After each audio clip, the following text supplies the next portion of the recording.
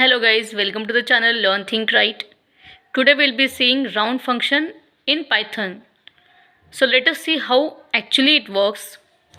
We are taking one variable x, okay, and assigning value of round of 1.6, okay.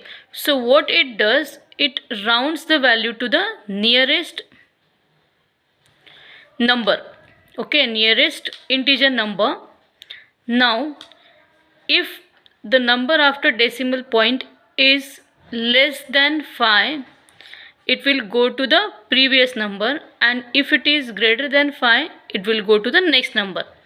Now 6 is greater than 5, so print x will print what? It will print 2 over here, okay.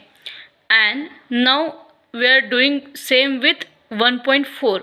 so here 4 is less than 5, that's why it will go to the previous integer number, that is 1, okay. If the number after decimal point is greater than 4, greater than 5 or greater than 5, it will go to the next number, and if it is less than 5, it will go to the previous number, okay.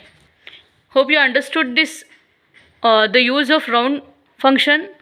Hope to see in upcoming videos. For that, press the bell icon and subscribe the channel. Thank you.